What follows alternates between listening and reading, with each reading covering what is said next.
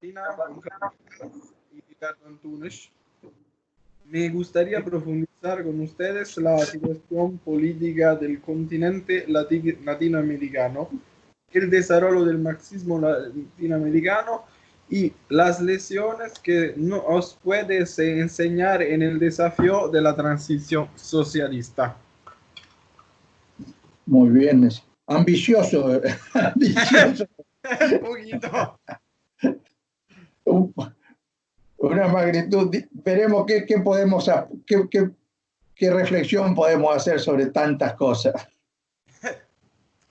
Allora, primera cuestión. En Marx, nuestro compañero, trataste de reconstruir el trabajo de Karl Marx con un propósito pedagógico hacia los militantes comunistas latinoamericanos. En su opinión, ¿qué tenemos que recuperar sobre Marx en el siglo XXI y dónde están los límites del trabajo de Marx? Bien, me parece que lo que es imprescindible recuperar o retener de Marx es la profundidad de su crítica del capitalismo, que no fue, como suele creerse, solamente una crítica economicista o una crítica del modo específicamente capitalista de explotación de la fuerza de trabajo asalariada, sino que fue una crítica sistémica, una crítica que puso de relieve la totalidad de relaciones sociales en que se basa e impone el modo de producción capitalista.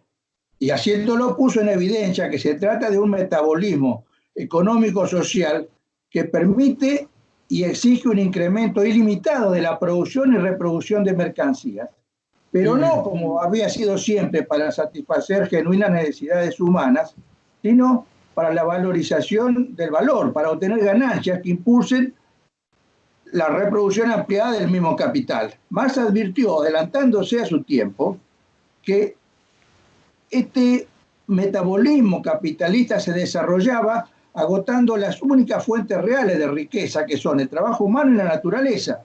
Claro. El capitalismo es un sistema basado en el antagonismo social y la competencia a muerte de unidades productivas independientes, obligadas cada una de ellas a incrementar su capital.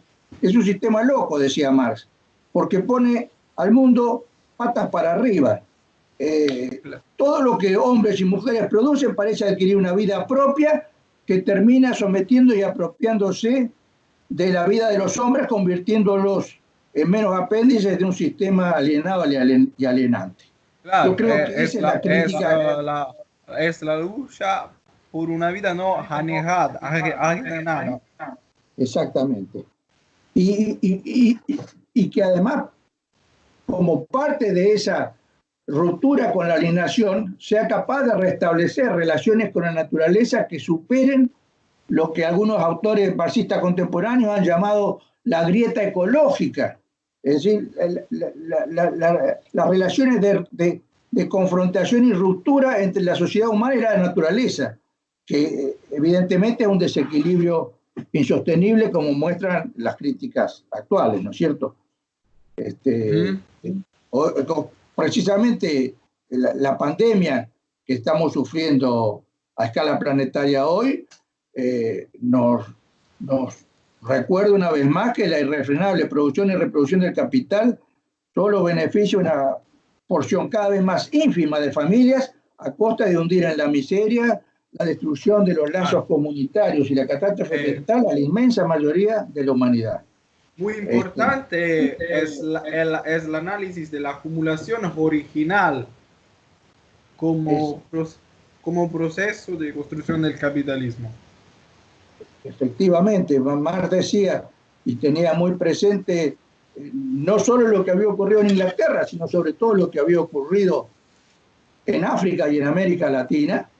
Decía que el capitalismo nació chorreando sangre y lodo por todos sus poros, ¿no? Y efectivamente, la historia nos muestra de que no solamente nació así, sino que amenaza con morir de la misma manera, arrojando sangre por todos sus poros y poniendo en riesgo la supervivencia misma de la humanidad, al menos tal cual la conocemos hasta hoy. Contra todas las formas de eurocentrismo como con- contra el eurocentrismo de Engels, por ejemplo. Sí, y para ser justos, contra el eurocentrismo del propio Marx en sus orígenes. En América Latina ha tenido una importancia tremenda la relectura y la reapropiación de la obra más o menos fragmentaria del último Marx, el que reexaminó sus propios postulados para entender lo que comenzaba a ocurrir en Rusia y advirtió entonces que la idea de que todo el mundo debería reproducir en su desarrollo histórico lo que había sido el desarrollo del capitalismo en Inglaterra era completamente equivocado. Él decía, lo que yo escribí en el Capital valía para Inglaterra y Europa Occidental. El resto del mundo habrá que ver, yo tanto no sé. Por ejemplo, el trabajo de Mariátegui sobre el modo de producción asiático de los incas. Efectivamente, que además es absolutamente sorprendente y destacable porque cuando Mariátegui escribió ese texto o esos textos, no se conocían los trabajos de Marx de los años mil, del último Marx, del 1870 a 1873, que fueron publicados mucho después por Sanín y por otros autores, ¿no es cierto? Así que, digamos, Marx dijo cosas que para muchos permanecieron desconocidas hasta los años 30, 40, o después incluso, ¿no? Claro.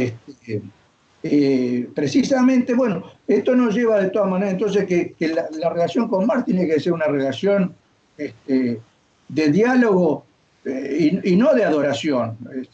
Marx hizo una obra monumental, pero eso no significa que debamos mirarlo como si fuese un documento, un monumento que uno lo mira desde abajo.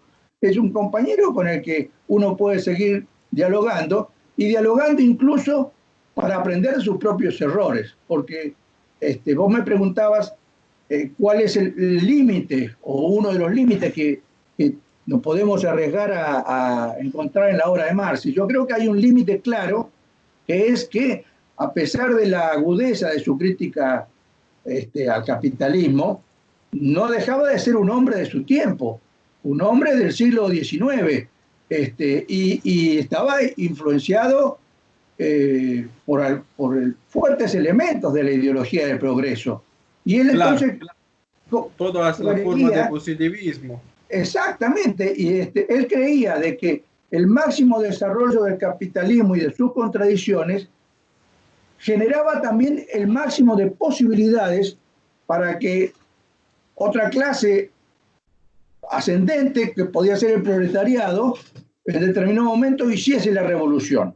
La idea esta de que el mismo capitalismo prepara y madura las condiciones para su reemplazo lo llevaba a una metáfora que él utilizó muchas veces, que es de que la nueva sociedad está engendrada por el propio capitalismo y está en las entrañas del capitalismo. De tal manera que la revolución proletaria consistiría básicamente en un trabajo de parto, incluso relativamente sencillo. La historia nos demostró de que esa previsión de Marx estaba completamente equivocada. El máximo desarrollo del capitalismo no genera las condiciones máximas para el advenimiento de la nueva sociedad, sino que hace cada vez más difícil la posibilidad de esa transformación revolucionaria. Por lo tanto, se trata de construir en la lucha una sociedad nueva cuyos límites, cuyos perfiles serán definidos por los hombres y las mujeres mismas de nuestro siglo o del que viene.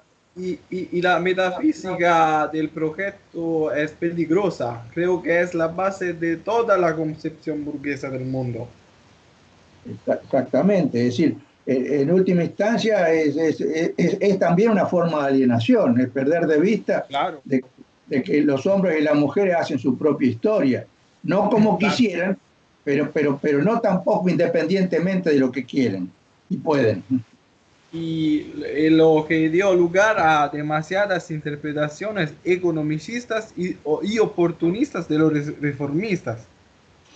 Efectivamente, se creó la imagen que el principal teórico de la Segunda Internacional, que era Kautsky, muy lúcido por otra parte, definía como las leyes de acero de la historia. Y en base a esas leyes de acero de la historia decía, bueno, nosotros no se trata de hacer la revolución, sino de esperar que el capitalismo mismo, por sus propias contradicciones, se desmorone y de alguna manera el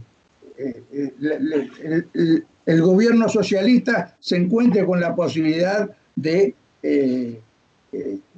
seguir con el desarrollo de las fuerzas productivas de una manera distinta. Esa perspectiva que fue de alguna manera, hay que decirlo también, incluso la que de alguna manera tenían presente los grandes revolucionarios de comienzo del siglo XX, Lenin, Trotsky, aún siendo críticos de la socialdemocracia y de su evolucionismo, de alguna manera conservaban la concepción de que el socialismo era desarrollo de fuerzas productivas bajo formas más justas, controladas por los trabajadores, pero en un proceso que dejaba de ser un proceso de desalienación y de recuperación por los hombres y mujeres de sus propias condiciones de vida y de producción. Eso llevó a las deficiencias que en última instancia hicieron que el socialismo, el llamado socialismo realmente existente, terminase siendo básicamente un proyecto de modernización y de industrialización con métodos brutales, por otra parte, sin romper con la lógica del capital. Exactamente. Yo uso una frase que dice que se pretendió combatir y superar al capitalismo produciendo las mismas cosas de la misma manera, pero con peor calidad. Y la resultante no fue llegar al comunismo, como en mi juventud escuché decir a Khrushchev, sino que se volvió al capitalismo. Eso es una de las grandes lecciones que nos deja el siglo XX. Por eso, más que nunca, para citar al autor que vos me recordabas, a Mariátegui, es momento de recordar que el socialismo, Mariátegui lo decía para América Latina, pero vale para el mundo entero. El socialismo no puede ser calco y copia, tiene que ser creación heroica. Y hoy sabemos que es muy difícil. Como Che Guevara, el Che. Exactamente. No. El problema de la neutralidad de la técnica, que Mao identificó bien en la URSS. Lenin también pensó que podría lograr el socialismo con la técnica más avanzada del capitalismo. Por ejemplo, el Taylorismo. Exactamente. Lenin tiene la virtud de hacer fórmulas muy claras que eran muy comprensibles por la gente, pero que también a veces presentan muy claramente sus limitaciones o errores. Cuando Lenin decía el socialismo es electrificación más soviet, o cuando decía que el socialismo era taylorismo y soviet, evidentemente estaba equivocada. Fue un marxista influenciado por el positivismo de la Segunda Internacional. Exactamente. Ahora, fíjate vos, es muy interesante de que incluso un crítico tan lúcido y un marxista tan lúcido, tal vez el mayor filósofo marxista del siglo XX, como Lucas, en ese aspecto también tenía un poco la idea de que la técnica era meramente un instrumento neutral. Eso se lo señala con mucha claridad Isfán Mensaro, que era un discípulo de Lucas, pero como buen discípulo capaz de criticarlo también, ¿no? Fueron muy criticados por maoístas como Charbet Lem. Claro. Muy importante Charbet Lem. En Italia hubo un debate sobre el desarrollo de las fuerzas productivas contra el PC, que utilizó esta justificación para sus políticas reformistas. Sí, bueno, efectivamente el productivismo y la adoración de la técnica, que en última instancia es una capitulación a las ideologías del progreso y de la modernidad Claro, burguesas, claro. eh, El ha tenido urbanismo, marcas muy profundas.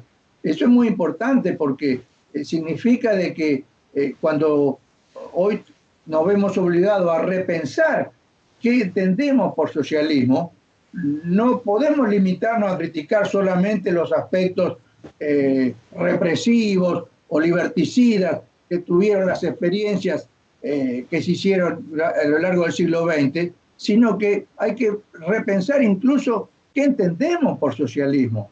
Lenin en eso se anticipó también poco antes de su muerte, cuando él, observando que las cosas iban en un sentido distinto del que había previsto, dijo, debo confesar de que todas mis ideas sobre el socialismo, sobre lo que es socialismo, están cambiando radicalmente.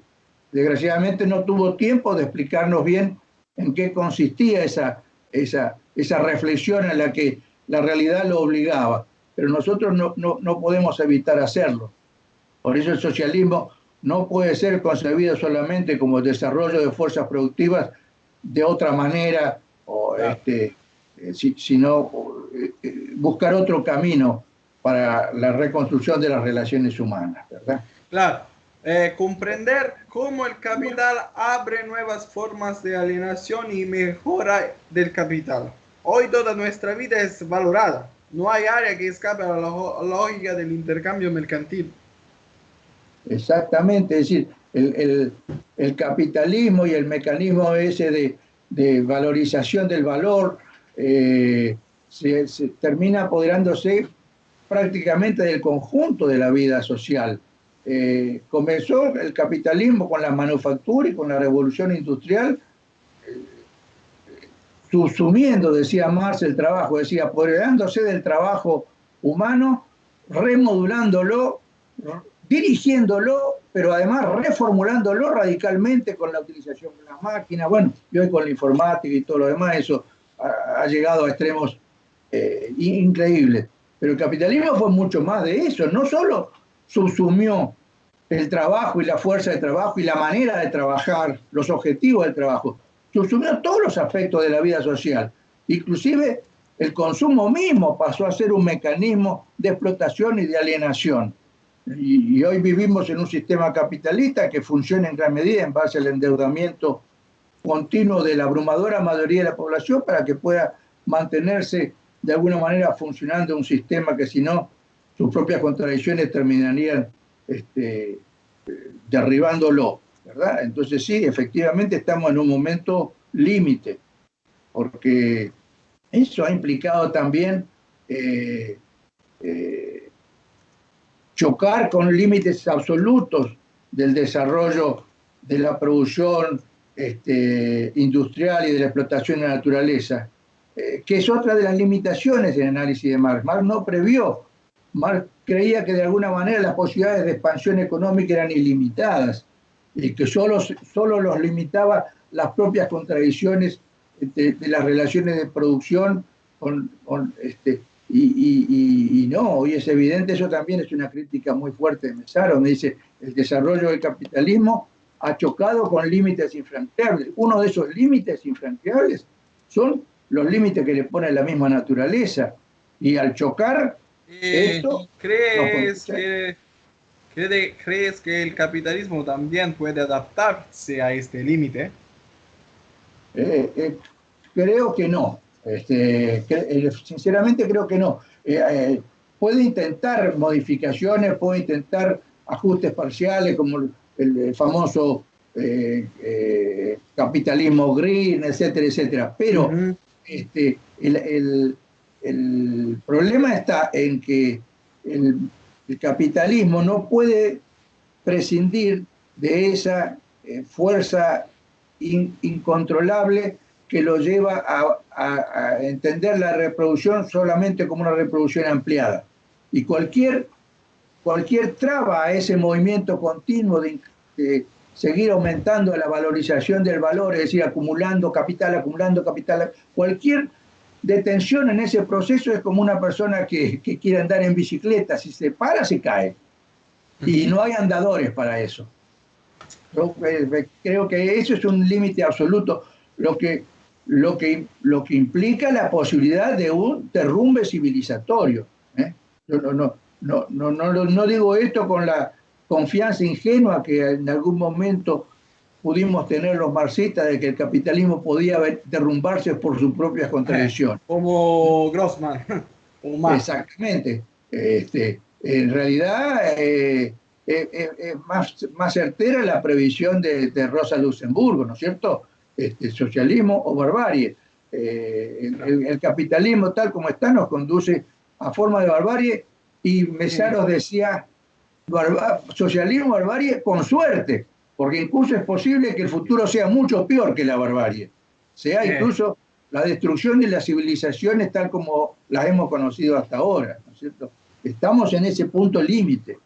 Y yo creo que la pandemia actual es un llamado de atención tremendo sobre esto, que desgraciadamente gran parte de la izquierda en el mundo parece ser insensible a la gravedad del problema. Hoy, desafortunadamente, el capitalismo se convierte en el único horizonte en el que sabemos cómo movernos. El problema es la incapacidad de imaginar una verdadera alternativa. Al menos en Europa. Es el realismo capitalista de Mark Fisher. Sí, sí, bueno, creo que fue Jameson el que dijo de que es más fácil imaginar el fin del mundo que imaginar el fin del capitalismo. Jameson o Zizek. Exactamente, sí, sí, creo que sí se lo tomó de Jameson, pero bueno, los dos lo dicen y los dos tienen razón. Claro. Es un momento tremendo. Ahora, entramos, creo yo, a riesgo de equivocarme, de que entramos a una crisis actual de características inéditas. Es decir, todo indica de que esta crisis en la que estamos entrando y que fue acelerada, pero no provocada por el desarrollo de la epidemia esta, el COVID-19, se presenta o puede presentarse como la crisis más seria de toda la historia del capitalismo. El capitalismo conoció hasta ahora una crisis sistémica a finales del siglo XIX, otra crisis sistémica en los años 30, en la década del 30, una crisis financiera planetaria nuevamente en el 2008, pero ahora avanzamos a una crisis planetaria global y que agarra todos los aspectos, porque es una crisis económica, es una crisis ambiental, es una crisis sanitaria, es una crisis de los modos de sociabilidad, en fin, es una crisis.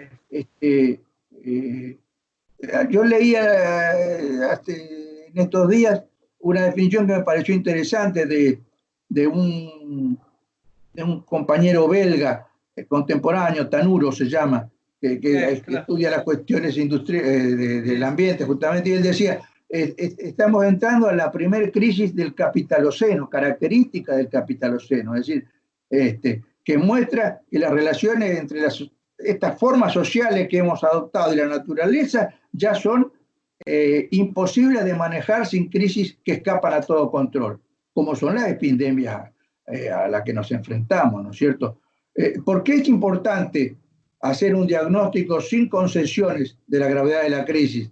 Porque nos tiene que advertir de que no puede haber soluciones a medias a este problema, porque el problema, la verdadera epidemia que amenaza con matar a nuestra civilización no es el virus del COVID, es el capitalismo mismo que genera las condiciones para que aparezcan una y otra vez epidemias cada vez más graves y más difíciles de controlar. Claro. Yo creo que estamos en ese momento en el mundo y en América Latina. Temo que la salida de este momento Polanyi está en la derecha. Miro la fuerza del populismo de derecha, desde Salvini hasta Modi en India. Sí. ¿Cómo fue el fascismo? En ese sentido, no, es muy peligroso hacerse ilusiones, o evitar mirar de frente los peligros. Hay un crecimiento extremadamente peligroso a la extrema derecha. Bueno, no olvidemos que la principal potencia, por lo menos la principal potencia militar del mundo, está dirigida por un tipo de mentalidad fascista y locoide. Y que el principal país de América Latina, que es nuestro vecino Brasil, está en manos de un tipo claramente fascistoide y también locoide. Es el colapso de la clase de medio del oeste, de la Europa del... Y el pacto social anterior debe analizarse cuidadosamente, cuidadosamente. Sí. Vos decías que por lo menos en Europa es muy difícil pensar una alternativa distinta al capitalismo. También en América Latina es muy difícil, con una diferencia, creo yo, que es que desde comienzos del siglo XXI, con resultados pero todavía... tienes Cuba y Venezuela. ¿No? Y movimientos sociales que han sido capaces de resistir con fuerza y por momentos con éxito los embates del neoliberalismo, cosa que no ocurrió en Europa. En América Latina hubo varios triunfos contra el neoliberalismo que son merecedores de reconocimiento. Una es la subsistencia de Cuba, otra es Venezuela, otra es Bolivia, e incluso Argentina mismo, que en el 2001 con una con Néstor Kirchner. Exactamente, no. Ya antes, cuando se tiró abajo al gobierno de la Rúa, y se generalizó una consigna de masas que fue que se vayan todos, ¿no es cierto? Y hubo intentos fragmentarios de reconstruir lazos sociales distintos, etc. Después ese proceso encontró sus límites y se reestabilizó el sistema. Pero de todas maneras recordó la potencialidad del pueblo en las calles y la creatividad que suelen tener las masas cuando son obligadas por la desesperación a enfrentar las condiciones que se les quieren imponer. Pues en ese sentido, en América Latina la situación, siendo igualmente peligrosa, porque somos parte del mundo en el que crece la extrema derecha, en América Latina podemos decir que subsisten vivas y que son visibles la potencialidad de lucha de importantes sectores de las masas. Pero Macri ha perdido. ¿Cómo? Macri ha perdido. Macri. ¿Que Macri? Ha perdido en Argentina. Bueno, esa es una expresión. De todas maneras, perdió, pero nos dejó un país tan devastado que nos enfrenta a una crisis que el nuevo gobierno tiene muchas dificultades en manejar y que las maneja con una perspectiva condenada al fracaso, por lo menos desde el punto de vista popular. En los últimos discursos de Alberto Fernández, el actual presidente, ha usado varias veces una definición que muestra claramente los límites del proyecto político que encarna. Alberto Fernández dice sistemáticamente en sus últimos discursos: yo quiero, o nosotros queremos, nuestro gobierno quiere un capitalismo en el que ganemos todos, no un capitalismo en el que ganen solo unos pocos, sino queremos un capitalismo en el que ganen todos. Bueno, ese capitalismo no existe ni puede existir. El límite del keynesismo en un país. En un país devastado y en un mundo devastado. Y dependiente. Claro, claro. Una referencia que me parece importante introducir en estas reflexiones es que al mismo tiempo que veíamos en Argentina el crecimiento de la extrema derecha, las formas irracionales que asumía la extrema derecha en Brasil, por ejemplo, Loco. en nuestro país se desarrolló en los últimos 5 o 6 años un nuevo movimiento de masas de una vitalidad y de una riqueza que todavía pueden dar mucho, que es la movilización masiva de las mujeres de todas las generaciones Ni una menos. En distintas. Comenzó con la gran movilización contra los feminicidios, ni una menos, se continuó con la campaña por la legalización del aborto y se mantiene viva en una pluralidad de formas de organización y movilización de las mujeres que no deja de enriquecerse. Por ejemplo, la Argentina es un país del mundo en el que entre tantas cosas raras hay una que es absolutamente increíble. Hace 20, 25 años que todos los años hay un encuentro nacional de mujeres que reúne decenas de miles de compañeras de todas las edades. El último reunió 70.000 mujeres en una ciudad del interior. Y esa movilización que comenzó siendo en sus orígenes hace 20, 25 años, no recuerdo bien, de movilizaciones feministas, organizaciones feministas relativamente reducidas, terminó constituyéndose en un movimiento multifacético en el que cada vez más son preponderantes las mujeres de los sectores más populares y más relegados, las doñas, le dicen acá, ¿no es cierto? Entre otras cosas, porque las últimas grandes movilizaciones populares en Argentina, en Brasil, en Venezuela mismo, en Bolivia, están protagonizadas por mujeres de los sectores populares que no solamente son, como siempre, las responsables y las garantes de la reproducción social de la vida, sino que por la crisis económica son muchas veces el único sustento, incluso económico, de los hogares.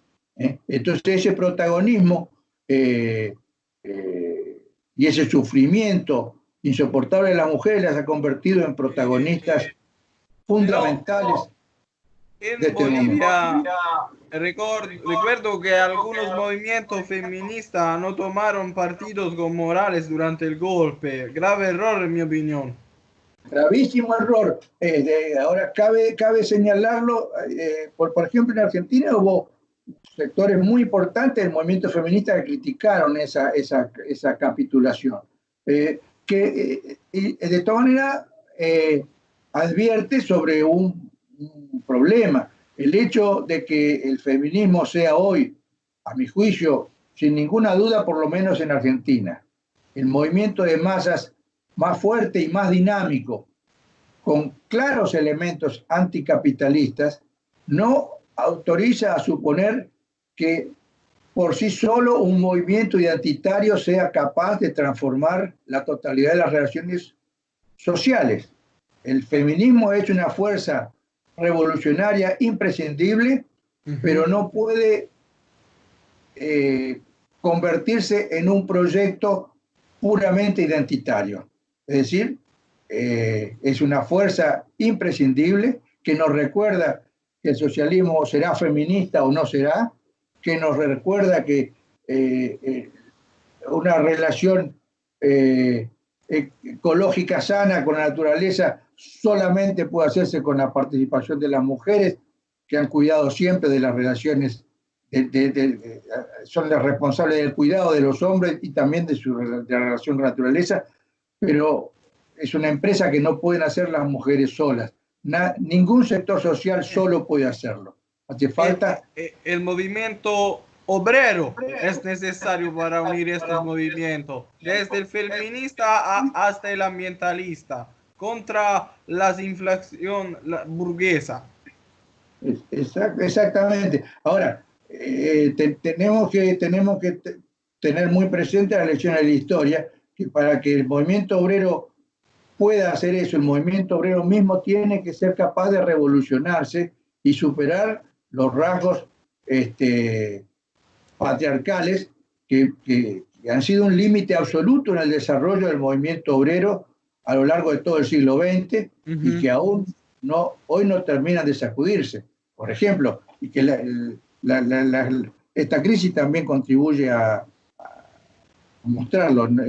En Argentina, como en todos los países del mundo, una de las víctimas predilectas de la pandemia fueron los trabajadores de la salud. Y de los Claro, trabajadores de la salud, la abrumadora mayoría, son 70, mujeres. 25% son mujeres, son las que más han muerto. Ahora, el sindicato de trabajadores de la sanidad en Argentina está dirigido todo por hombres. Es una contradicción insostenible. Claro, claro que sí. Exactamente. En fin,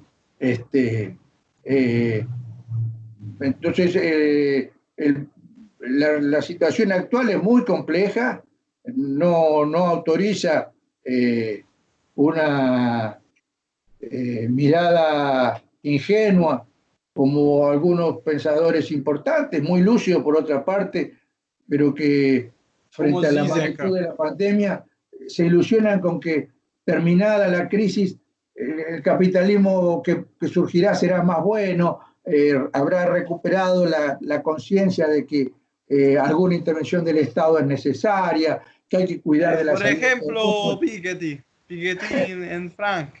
Exactamente. Bueno, no creo que ocurra eso. Yo no creo que ocurra eso. Macron puede hacer un discurso que algunos pueden considerar autocrítico, diciendo le vamos a dar mucha importancia a la salud pública, etcétera. Mentira, el capitalismo no quiere ni puede hacerlo. Tenemos que prepararnos al revés. Como la crisis es más brutal que nunca, los medios que va a tratar de utilizar para salir de la crisis amenazan con ser también los más brutales que hayamos visto en la historia, incluso porque disponen de mecanismos de control social mucho más peligrosos Eh, y más abarcativos que los que existieron en cualquier momento. Macron, Renzi, son los mismos que hicieron los recortes a los estados del bienestar. Del bienestar. Exactamente. En Europa los socialistas han hecho más recortes al estado del bienestar que a la derecha. Sí, sí, bueno, desde Tony Blair en adelante, la Tony tercera Blair vía y reveló. los ex comunistas en Italia, todos Claro, neoliberistas, el Partido Democrático. sí, sí, sí, sí. Eh, recuerdo siempre aquella película famosa de un simpatizante de la sinistra que escuchaba a uno de los dirigentes de este partido y decía, di algo de sinistra. Ah, fue Nanni Moretti. Claro, terminaba diciendo, ma di algo, cual Eh, cosa. hablaba de Massimo D'Alema, ex comunistas, Claro, claro. Este, contra Berlusconi. bueno, una cosa interesante de América Latina es que eh, si bien nuestro continente es parte de una crisis todavía irresoluble de la izquierda revolucionaria, Uh -huh. eh, existe, sin embargo, un movimiento y un desarrollo del marxismo y del pensamiento crítico muy vivo, muy activo, Uh muy -huh. diverso y que no es solo un marxismo que se mira el ombligo, es un marxismo que se ha visto impulsado a reconocer la necesidad y la importancia de un diálogo con otros desarrollos del pensamiento crítico. Entonces, tenemos un marxismo sumamente diverso hoy. Yo no podría acertar a definir sobre qué líneas se está desarrollando, Uh -huh. pero puedo decir que creo que se está desarrollando felizmente sobre varias líneas, que en algunos puntos pueden diverger y en otros son convergentes, incluyendo en esta, lo que para mí es una renovación y radicalización del marxismo y de la teoría crítica, el aporte de filósofos inmensos que tal vez no se definan ellos mismos como marxistas, como es el caso de Enrique Dussel o de Enrique Dussel. Dussel o Hinkelhammer, ¿no es cierto? Bolívar Echeverria. Bolívar Echeverri. Hay una Néstor Cohen. Claro, Gran en Brasil, un sociólogo como Ricardo Antunes. Mi amigo Ricardo Antunes. Claro, que acaba de publicar un nuevo libro sobre la precarización extrema del trabajo que se está agudizando de una manera. Exacto. Bueno, y ahora acaba de publicar otro más, en la que comienza a incorporar reflexiones referidas a cómo el capitalismo ya está utilizando la pandemia para ampliar cualitativamente los alcances del teletrabajo y de la flexibilización hasta límites impensables de la explotación del trabajo, ¿no? Entonces, bueno. Veo que es el marxismo en la sociedad. Veo que el marxismo pesa sobre la sociedad latinoamericana, a diferencia de Europa, donde está encarrado en la academia. En Brasil, los jóvenes hablan de marxismo en YouTube. Claro, bueno. En ese sentido. Esta es la diferencia. Es una diferencia sustancial. Y yo te agregaría otra, que una parte significativa de este marxismo renovado y vivo es consciente de que no ha logrado, no hemos logrado, porque yo me incluyo entre los que tropezamos con este límite, restablecer una relación estrecha con el movimiento obrero y con las luchas populares tal cual son, no como querríamos que fueran, sino tal y cual son.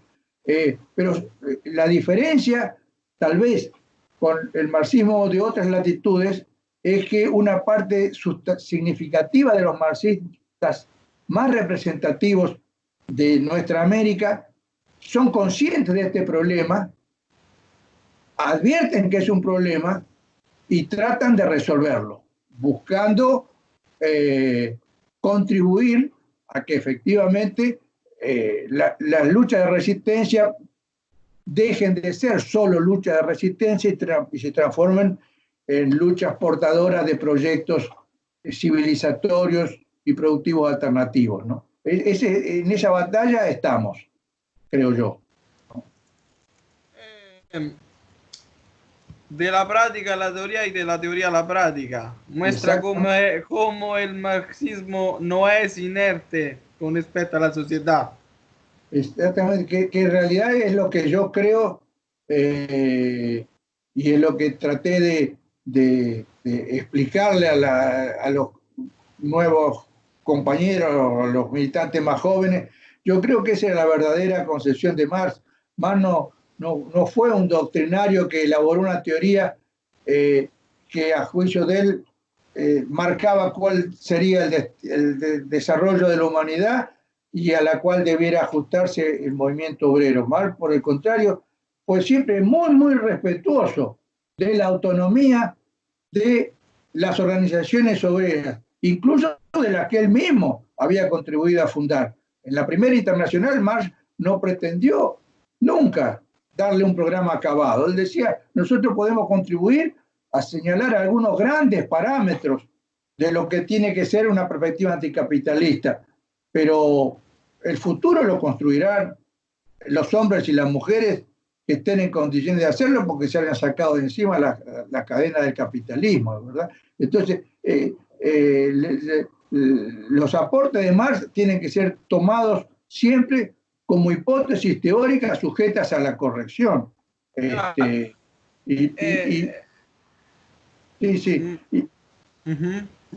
Incluso Marx, sí, incluso los momentos más grandes de Lenin es cuando Lenin fue capaz de actuar, sobre todo en relación con el inmenso ascenso revolucionario de los obreros y los campesinos de Rusia en el año 17, con ese criterio de proponer teoría, proponer proyectos y cambiarlos si la lucha de clases le decía que era necesario hacerlo. Yo creo que después, Descartando ideas cuando ya no es necesario en la práctica. claro, cuando comienza la revolución y él llega y se encuentra con un partido muy confundido, etcétera, etcétera, y que cuando él dice, bueno, acá vamos a una revolución que al mismo tiempo que tiene que terminar de liquidar los rastros del zarismo, avanza hacia una perspectiva socialista, entre otras partes, porque es parte de una revolución que está desarrollándose en toda Europa y una parte de sus compañeros, los más cercanos a él inclusive, le dicen, no, ¿cómo? Acá hay tareas democrático-burguesas que todavía no se cumplieron. Y le decían, vos dijiste en 1905 tal cosa, vos en 1903. Y Lenin le decía, no me vengan con lo que yo dije hace 10 años. No se pueden fijar políticas a partir de conceptos abstractos, decía él. Hay que partir de las relaciones de fuerzas reales y de las luchas tal cual son en cada momento para formular política. Y la teoría nos ayuda para encontrar cuáles son justamente esos puntos nodales a los cuales hay que responder. Y bueno, yo creo, y por eso pudo hacer una revolución triunfante, la única, creo yo, más o menos completa. Después, lo que ocurrió después es otra historia, que tiene que ver con la guerra civil, la miseria extrema, los sufrimientos, etc. Yo creo que fue el gobierno de los bolcheviques fue finalmente derrotado, incluso con Lenin y Trotsky al frente, ¿no? Los problemas no empezaron solo con Stalin, aunque Stalin fue una degeneración cualitativa. Pero Claro. el momento más alto de revolucionarios como Lenin y Trotsky es cuando ellos son capaces de someter sus propias ideas al test de la realidad y cambiarlas cuando sea necesario. Como Mao. Exactamente. Como el Che Guevara también, para citar un caso latinoamericano, ¿verdad?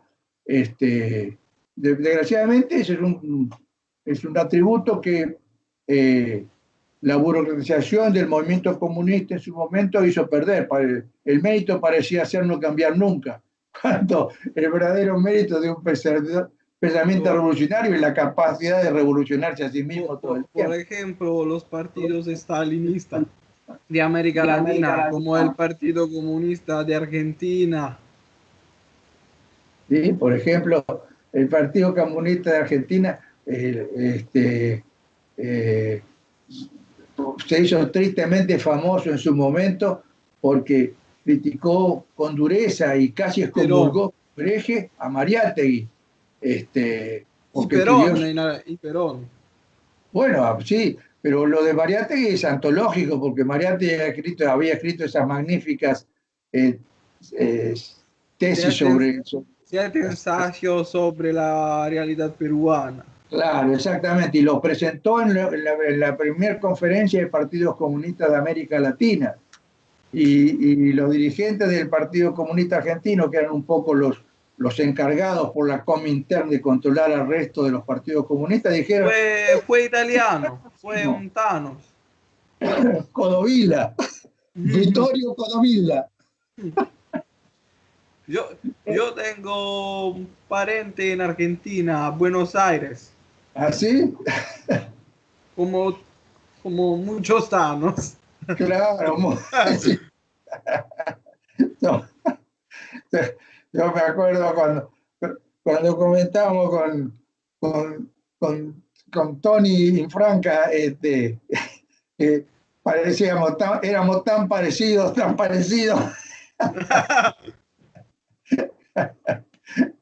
En fin, así estamos entonces, Francesco.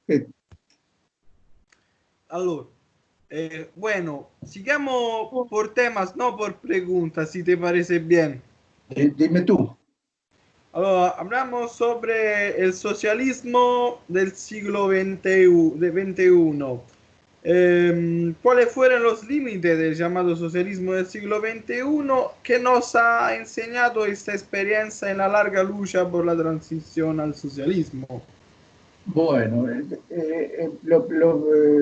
una aclaración necesaria primero de que el concepto de socialismo del siglo XXI nunca fue definido con precisión.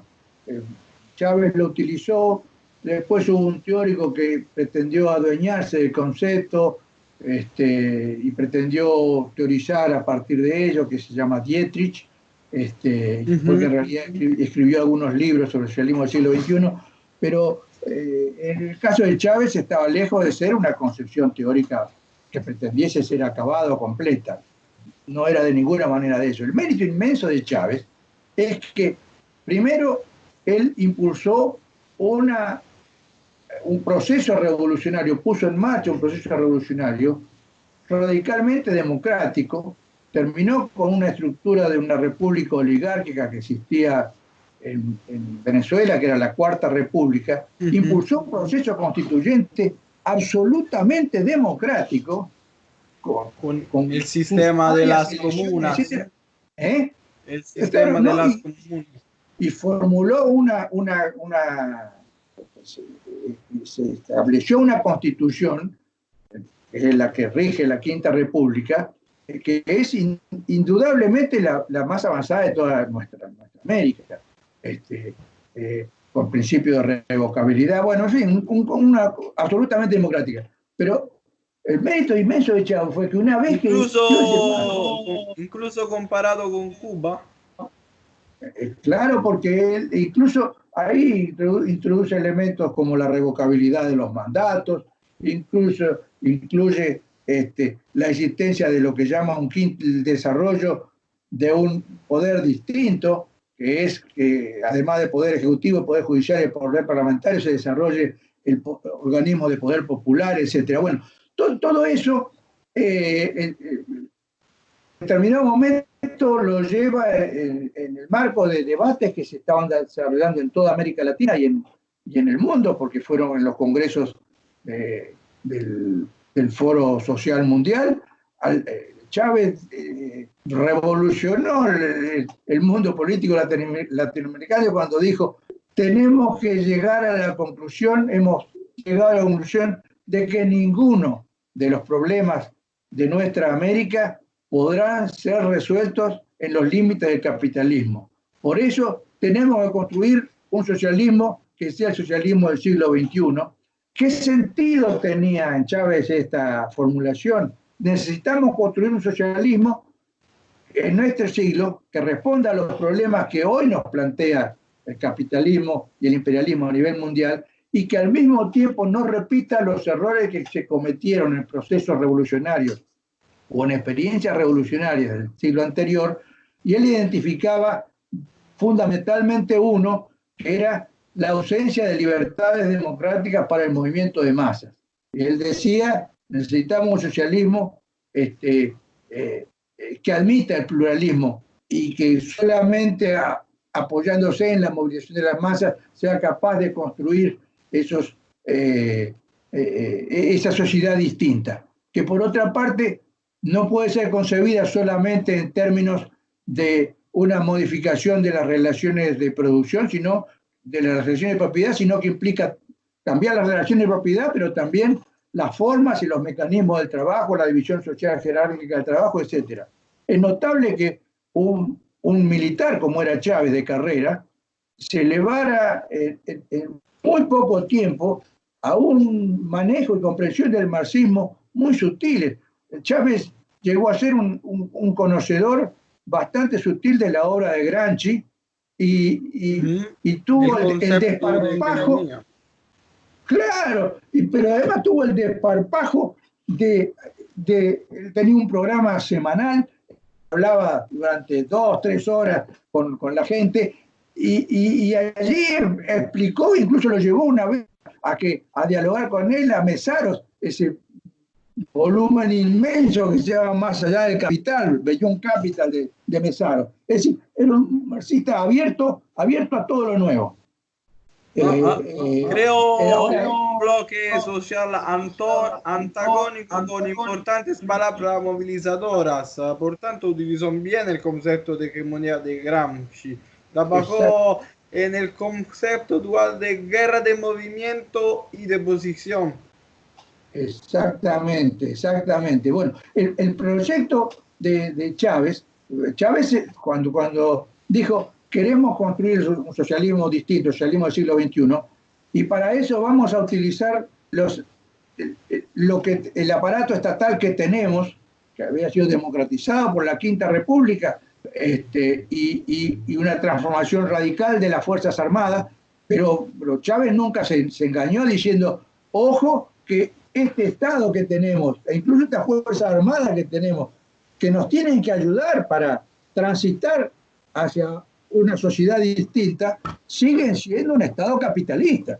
Por eso es imprescindible el desarrollo del poder popular, y el último gran documento teórico-político de Chávez se llamó Golpe de Timón, que fue una advertencia hecha un año y medio antes de su muerte, diciendo, si no cambiamos radicalmente el rumbo del país y retomamos con fuerza y somos capaces de llevar adelante el proyecto de avanzar hacia un Estado de tipo comunal, estamos condenados al fracaso.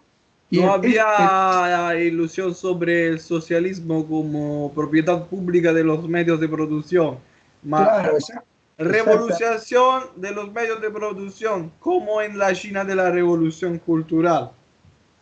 El problema está en que ese proyecto quedó inconcluso por la muerte de él, en parte, pero también y sobre todo porque fue contenido, deformado y creo yo derrotado por lo que los mismos venezolanos llamaban la boliburguesía, es decir, una burguesía desarrollada a la sombra misma del aparato estatal dirigido por el chavismo, y la burocracia estatal militar que se hizo muy, muy fuerte y frenó todo proceso de cambio y impidió el desarrollo de ese proyecto. Esto fue posible también porque Venezuela había heredado una estructura productiva absolutamente parasitaria y rentista. Tenía una economía de monoproducción de petróleo, prácticamente no producía alimentos. Ma la culpa es de la burguesía compradora venezolana. Peor que la burguesía compradora de Argentina y Brasil. Mucho peor, porque además disponía de mucho más recursos al asociarse con el imperialismo norteamericano para explotar el petróleo. Entonces, cada tanto nadaba en millones y millones de dólares, y como los tenía, los desperdiciaba. La revolución venezolana no fue capaz de aprovechar un momento excepcionalmente favorable de buenos precios del petróleo para revolucionar la estructura productiva del país. Y eso terminó volviéndose en contra. Yo diría que es problema de la dependencia, de una economía dependiente. Totalmente dependiente. Los intentos que hizo de escapar parcialmente de esa dependencia, apostando a la colaboración no solo de Cuba, sino de los gobiernos de Bolivia, de Brasil y de Argentina, conformando un nuevo banco de toda América del Sur, mecanismos de comercio más justo, etcétera, con Mercosur. Todos esos proyectos fracasaron. La burguesía latinoamericana seguían siendo, incluso cuando tenían discursos más o menos antiimperialistas o independentistas, completamente cobardes frente al imperialismo, y Venezuela quedó aislada y a mi juicio derrotada. Insisto, por la agresión y la presión del imperialismo, sin duda, que es y sigue siendo brutal, pero también por sus propias contradicciones y errores internos.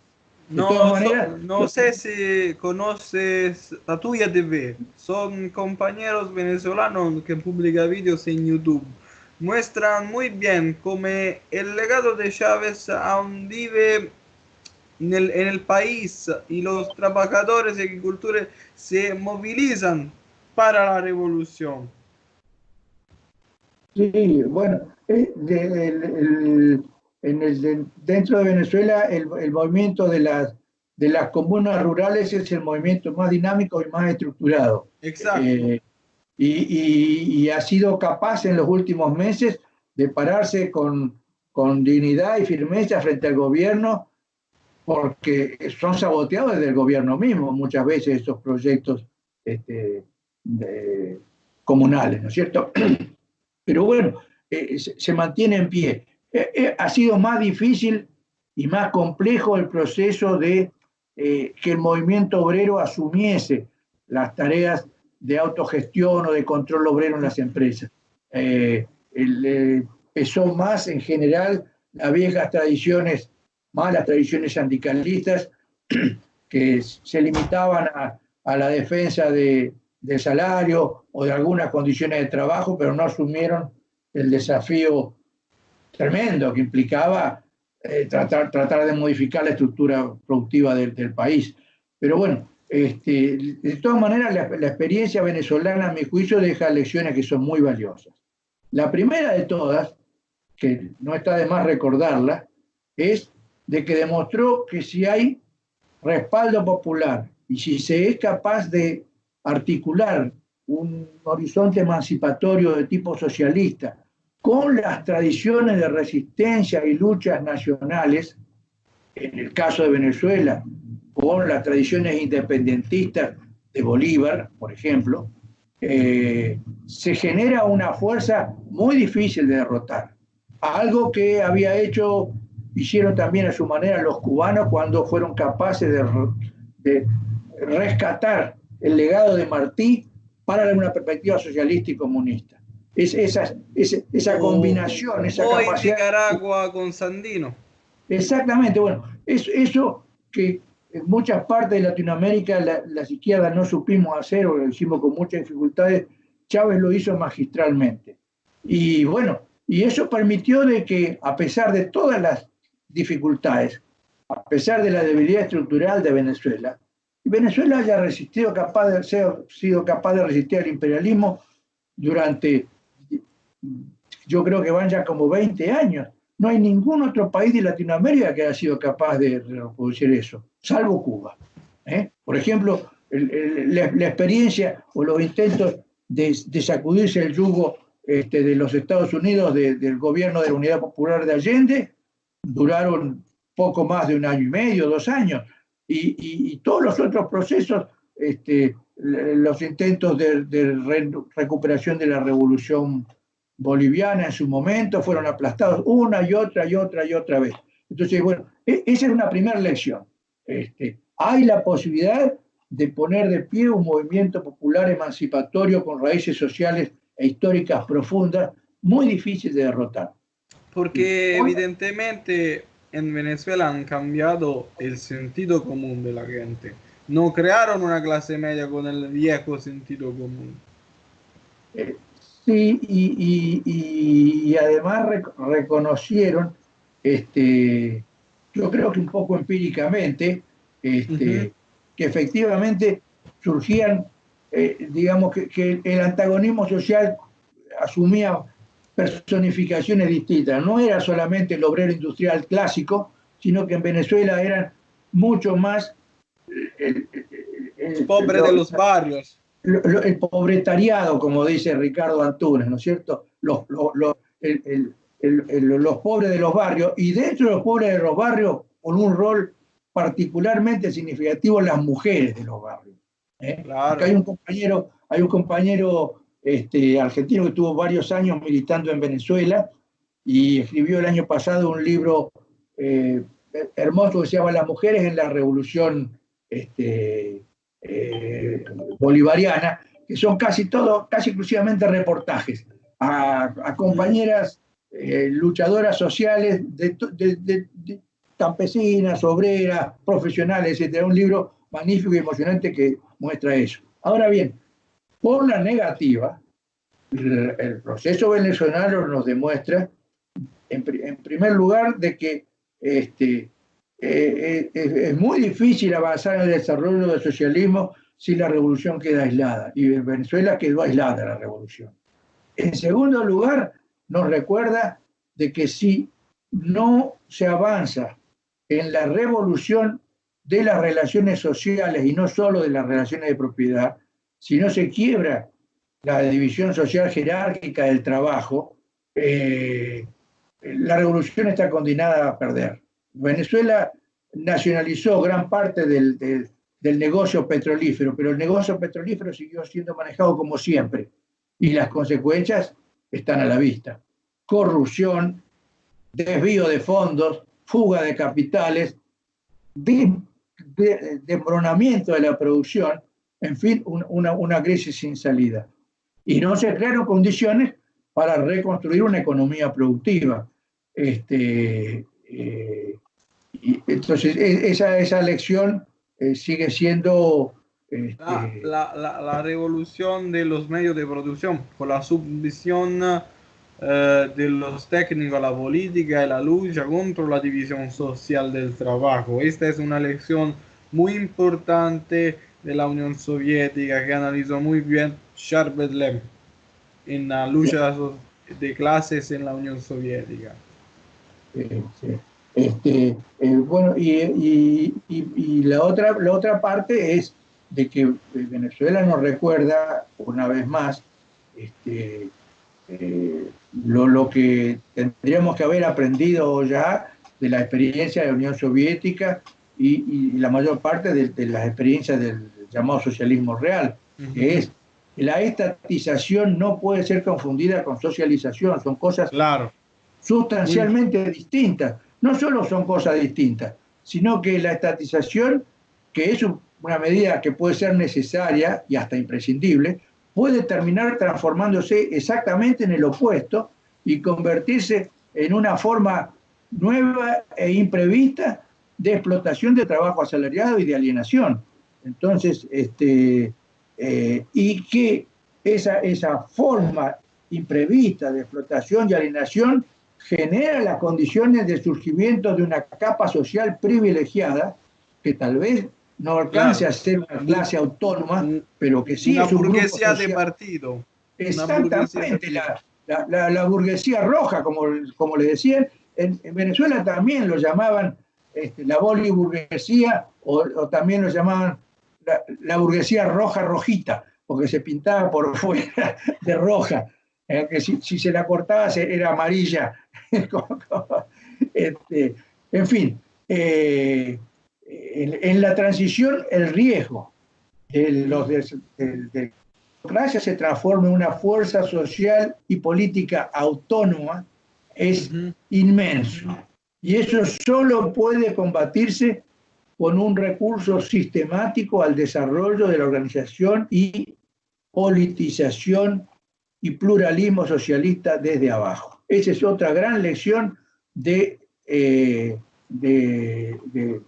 nos recuerda Venezuela. Y nos recuerda al mismo tiempo otra cosa que dijo señeramente Rosa Luxemburgo el 18, poco antes de que la mataran, cuando ella, apoyando con mucho énfasis y admiración a la revolución que habían puesto en marcha los rusos y los bolcheviques, decía, hicieron lo que ninguno de nosotros fue capaz de hacer. En ese sentido, todos pusieron en marcha un proceso, marcaron la actualidad de la lucha por el socialismo, y en ese sentido todos somos bolcheviques.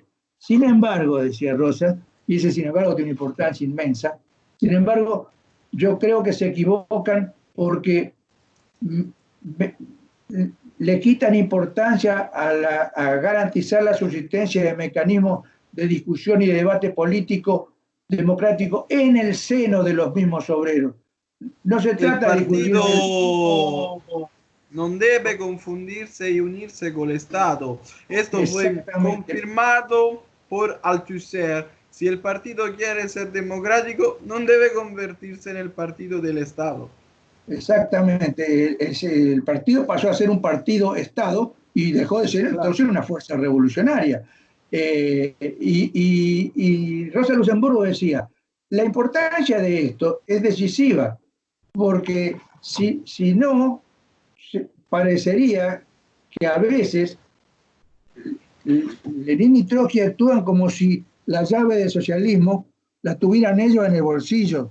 Y el socialismo, nadie sabe cómo se va a construir, solamente el ensayo y el error de las masas mismas podrá hacerlo. Lenin había dicho casi lo mismo en su momento, pero obligado por las circunstancias, por la magnitud de la crisis y por la presión de la guerra civil, se apartó de esa idea y decidió, como mal menor, supongo yo, apoyarse en el aparato estatal para movilizar las masas, etc. Y Trotsky era peor todavía en eso. Aunque yo soy de formación trotskista, tengo que reconocer eso. Y se equivocaron, en eso tenía razón Rosa Luxemburgo. Y Mészáros, que conoció la experiencia del socialismo real también, directamente porque era húngaro, y estuvo en el 56, cuando fue el intento de sacarse encima la ocupación soviética. Mészáros, una de las lecciones que desprendía de la experiencia de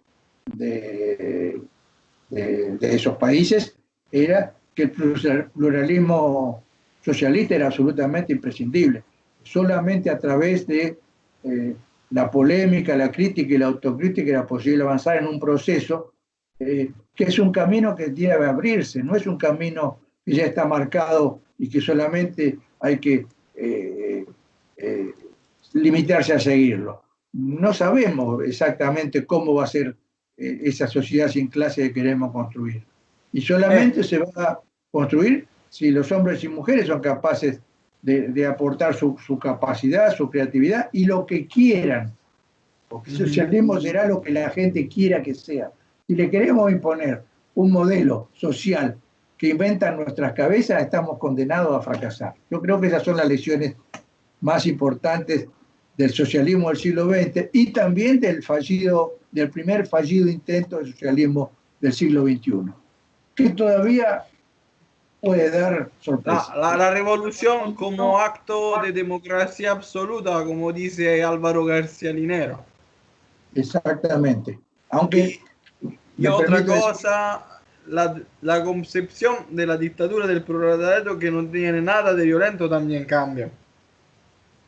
Totalmente. Yo leía hace poco un texto muy interesante, un compañero francés que falleció el año pasado, se llamaba Domenech, y hace un estudio muy, muy riguroso de que Marx y Engels toman el concepto de dictadura del proletariado, utilizando el concepto de dictadura de la República Romana, en la que la dictadura era una institución republicana que era un fideicomiso. El dictador tenía que rendir cuenta de su gobierno en una situación excepcional después frente al Senado.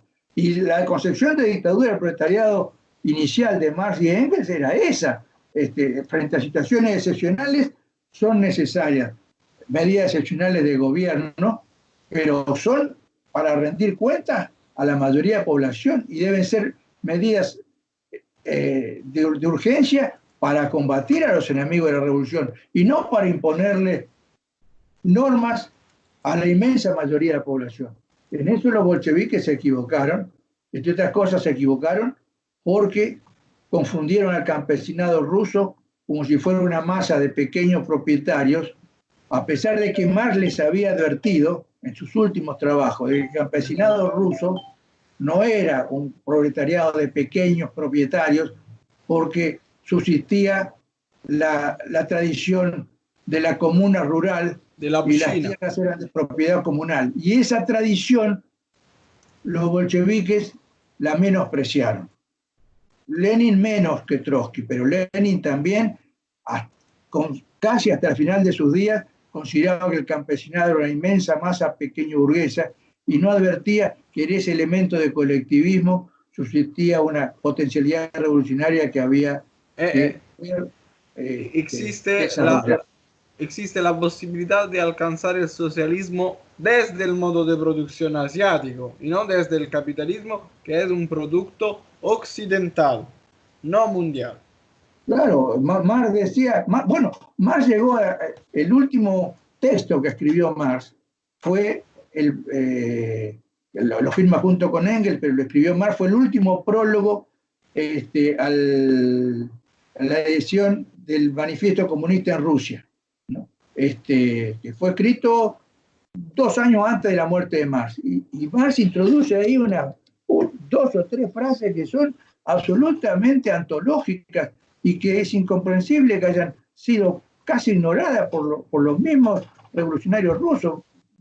Ahí Marx ya te voy a decir, Rusia hoy está en la vanguardia de la revolución en toda Europa. Primera cuestión importante. Segunda cuestión, la subsistencia del Miro de los chinas y de la comuna rural rusa genera la posibilidad, solo la posibilidad, pero esa posibilidad muy real, de que esa sea la base de la regeneración social de Rusia sin pasar por el capitalismo.